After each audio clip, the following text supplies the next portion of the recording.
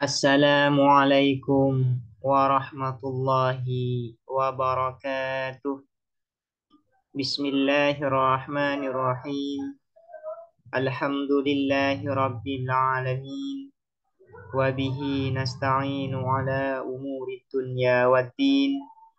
Wassalatu wassalamu ala ashrafil anbiya'i wal mursalin. Sayyidina Muhammadin wa ala alihi wa sahbihi ajma'in. Allahumma faqihna fid din wa 'allimna at-ta'wil amma ba'du. Qala al-musannifuna rahimahumullahu ta'ala wa nafa'na bihim wa bi'ulumihim wa amaddana bi asrarihim wa bikum fid dharaini amin. Bismillahirrahmanirrahim. Mari kita melanjutkan ngaji kitab Durusul Balaghah. Sekarang kita memasuki bab yang kelima, Al-Babul Khamis. Bab yang kelima ini akan menjelaskan Al-Itlaq wa Taqyid atau dikenal juga dengan mutlak dan muqayyad. Itlaq secara bahasa artinya adalah melepaskan atau membebaskan. Sementara takyid artinya secara bahasa yaitu mengikat atau membatasi. Namun apa yang dimaksud dengan itlaq dan takyid di dalam ilmu balaghah? Nah, ini yang akan dijelaskan di dalam kitab ini. Idza tusira, apabila dicukupkan, fil jumlatih, apa di dalam jumlah. Yang dimaksud jumlah di dalam ilmu balaghah yaitu kullu kalamin ishtamala alal musnad wal musnad ilaih. Setiap perkataan yang tersusun minimal dari musnad dan musnad ilaih. Jadi kalau ada perkataan yang sudah tersusun minimal dari musnad dan musnad ilaih, maka itu sudah disebut dengan jumlah. Jadi musnad dan musnad ilaih ini merupakan rukun dari jumlah. Rukun jumlah itu ada dua, yaitu musnad dan yang kedua adalah musnad ilaih. Itu adalah yang menyusun minimal minimal perkataan yang disebut jumlah itu harus tersusun dari musnad dan musnad ilaih, dan musnad ilaih ini disebut dengan ruknail jumlah, dua rukun jumlah, atau dikenal juga dengan ruknail isnad, dua rukun isnad. Idza tusirah, apabila dicukupkan, fil jumlatih, apa di dalam jumlah, dicukupkan ala dzikril musnadi, atas menyebut musnad, wal musnadi ilaihi, dan musnad ilaih. Yang disebut dengan musnad dan musnad ilaih ini sudah dijelaskan di awal di bab khabar. Apa saja yang masuk kategori musnad dan apa saja yang masuk kategori musnad ilaih ini sudah dijelaskan di awal di bab khabar. Fal hukmu, maka adapun hukum mutlakun, ialah mutlak. Jadi untuk mengetahui sebuah jumlah itu, hukum yang terkandung di dalam sebuah jumlah itu adalah mutlak, maka caranya yaitu dengan cara melihat susunannya. Apabila jumlah itu hanya tersusun dari musnad dan musnad ilaih, maka hukum yang terkandung di dalam jumlah tersebut adalah disebut dengan mutlak. Artinya mutlak ini tidak terikat dengan keterangan tertentu, ya. Tidak terikat atau tidak dibatasi dengan keterangan waktu, keterangan tempat, keterangan objek, keterangan sebab, dan selainnya. Misalnya contohnya, ini biar lebih jelas, saya akan kasih contoh. Misalnya, qara'a Zaidun. Qara'a Zaidun ini tersusun dari musnad dan musnad ilaih. Yang menjadi musnad adalah qara'a, dan yang menjadi musnad ilaih adalah lafadz Zaidun. Nah, Susunan ini sudah bisa disebut dengan jumlah karena sudah tersusun dari musnad dan musnad ilaih. Nah, karena hanya tersusun dari musnad dan musnad ilaih, maka hukum yang terkandung di dalam jumlah qara'a Zaidun ini disebut mutlak. Artinya disebut mutlak itu hukum yang ada di dalam jumlah qara'a Zaidun ini tidak terikat dengan waktu, misalnya kapan Zaid membaca, tidak terikat dengan tempat di mana Zaid membaca, atau tidak terikat dengan objek. Apa yang dibaca Zaid? Semuanya menjadi umum ya, menjadi umum, tidak terbatasi ya. Hukum yang ada di jumlah qara'a Zaidun ini umum, tidak terbatasi oleh waktu, oleh tempat, oleh keadaan, dan oleh objek yang dibaca oleh Zaid. Misalnya, qara'a Zaidun. Jumlah ini hanya ingin mengatakan bahwasanya Zaid membaca. Lah, apa yang dibaca Zaid? Ini umum, tidak dibatasi. Bisa saja yang dibaca Zaid itu adalah Al-Quran. Bisa saja yang dibaca Zaid itu adalah kitab. Bisa saja yang dibaca Zaid itu adalah buku. Masih umum, tidak terbatasi. Begitu juga tidak dibatasi, tidak terikat dengan keterangan tempat. Misalnya, qara'a Zaidun. Zaid itu baca di mana? Masih umum. Bisa saja Zaid itu baca di rumahnya, baca di perpustakaan, atau di tempat yang lain. Nah, itu yang dimaksud dengan mutlak, yaitu hukum yang terdapat di dalam jumlah tersebut tidak diikat atau tidak dibatasi dengan keterangan-keterangan tambahan, baik yang berupa keterangan waktu, keterangan tempat, keterangan objek, keterangan sebab, dan lainnya. Wa idza zida, dan apabila ditambah alaihima, atas keduanya musnad dan musnad ilaih, syai'un, apa sesuatu, mimma, dari sesuatu, ya ta'allaq, yang berkaitan, apa mah, bihima, dengan keduanya musnad dan musnad ilaih, au bi ahadihima, atau dengan salah satu keduanya musnad dan musnad ilaih, fal hukmu muqayyadun, maka adapun hukum muqayyadun ialah diikat atau dibatasi. Cuman apabila sebuah jumlah sudah ada tambahan dari musnad dan musnad ilaih, atau sudah ada kata lain selain musnad dan musnad ilaih, maka hukum yang terkandung di dalam jumlah tersebut sudah muqayyad, sudah dibatasi.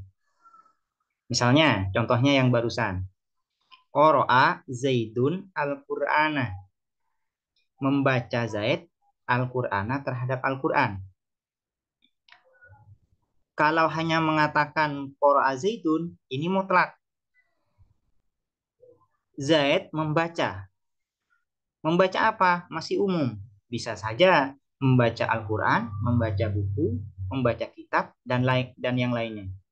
Cuman kalau sudah ada maf'ul bihinya, sudah ada tambahan maf'ul bihi, yaitu qara'a Zaidun Al-Qur'ana, maka yang dibaca Zaid, objek yang dibaca Zaid ini sudah menjadi terbatas, sudah diikat. Yang awalnya umum, maka ketika ada tambahan maf'ul bihi ini, maka yang dibaca Zaid itu hanya Al-Qur'an, bukan yang lain. Nah, itu yang disebut dengan muqayyad. Hukum yang terkandung di dalam sebuah jumlah yang lebih dari susunan musnad dan musnad ilaih, atau ada tambahan kata selain musnad dan musnad ilaih, maka hukum tersebut disebut dengan muqayyad atau sudah dibatasi. Ingat, di sini perlu diperhatikan ya, bahwasanya mutlak dan muqayyad ini menjadi sifat bagi hukum yang terkandung di dalam jumlah, bukan menjadi sifat bagi lafaz, bukan menjadi sifat bagi musnad dan musnad ilaih. atau bagi kata keterangan yang lain, bukan. Tapi mutlak dan muqayyad ini menjadi sifat bagi hukum yang terkandung di dalam jumlah. Ini berbeda ya kalau di dalam usul fikih ya.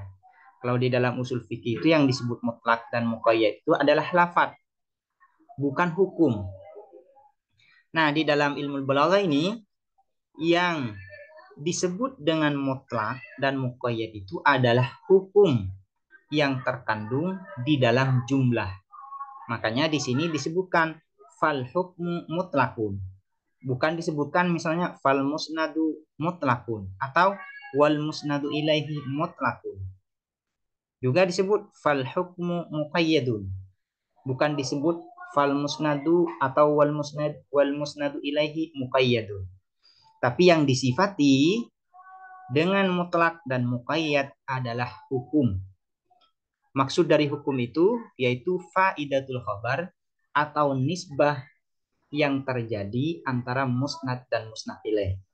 Mengenai hukum sudah disebutkan di pembahasan di awal yaitu bab khabar, bahwasanya yang dimaksud hukum itu adalah faidatul khabar atau nisbah yang terjadi antara musnad dan musnad ilaih.